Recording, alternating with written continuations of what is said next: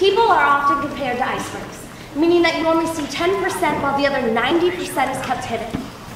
Makes sense, I mean, that's why the Titanic sunk. Hidden in the water is every secret, fear, and aspiration that we have. Now, I'm fully aware that global warming is making it harder and harder to hide this 90%. But for the sake of this metaphor, and the hope that I make my point soon, just go with it. People hide the majority of who they are. Very few people can say that they have one person in their life who knows everything about themselves. Now, I know that every person in here is different, and it's kind of like this folded up piece of scratch paper. Now let's take a poll. How many of you still have your origami? Okay, and what do you plan on doing with this origami? Putting it on your dresser, giving it to your girlfriend, say you made it? I mean, I don't blame you, it is a pretty good origami, but my point is that all you have planned for this piece of paper is to just look at it. Now take a look around. There isn't a single origami in this room that's the same. We have bears, clams, stars, and the list goes on and on. Every single origami is unique with each fold, and it's kind of like us as people, because there isn't a single one of us in the entire world that's the exact same. For example, let's take the coolest person in this room. Who are we kidding? That's me. So, if I were to describe myself in 3 words, I would use boom, number 1. Hilarious, number 2. Honest. And number 3. Erin. There isn't a single word to describe me because I'm one of a kind. I mean, if there were 2 of me, the world would have ended back in 1994 when I was born.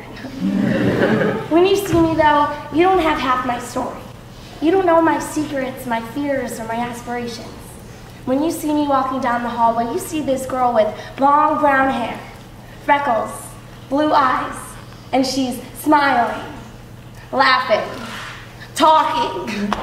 But you don't see that I hate feet so much that I cry when you put them near me. That my room is so messy that the only people that know that there's a floor are the builders. That art class makes me uncomfortable, so I have to go in during my option to finish my projects. That I make funny jokes about myself because I'd rather beat people to the punch than hear how they really feel about me. I say cocky comments about how pretty and funny and smart I am all the time. But it's really because I hope one day I'll actually believe it. I was talented enough to get into NYU for theater, yet this is the only show I've ever been in at NYU because I haven't been talented enough to make them. My whole life, I've been second best in everything that I do, no matter how hard I rehearse or practice. But monologue show is the first time that I've ever really felt like being Erin was good enough. I don't rehearse for auditions because I'd rather go in and just be unprepared because then if you don't get it, that's okay. You don't know any of my story. No one has the same secrets as me. And we know that when you look at these origamis that you don't really see them. Because the origami is like the iceberg. When you look at that swan, you miss the fold that allows it to stand up. The flap of the wings, the curve of the beak, the color of the paper, and when you look at every person that you walk by in the hallway, you miss 90% of who they are. So listen to their story, because when we get up on the stage, we have 5 minutes to start uncovering that 90% that we keep hidden.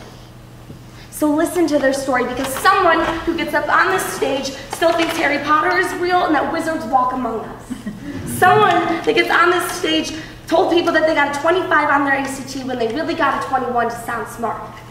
Someone feels like starving themselves is the only way that they can ever really feel pretty. Someone who will get up on the stage and share their story with you is afraid that they won't be remembered. Because people die, they're mourned over for a few days, and then pretty much forgotten, and they're scared that they're going to be one of those people. That they're never going to be remembered. And last year, someone contemplated suicide, but now they're so glad that they're alive. We see each other every day with our crooked beak and the flap of our wings. But it's time to look deeper. So go ahead, everyone. Open up.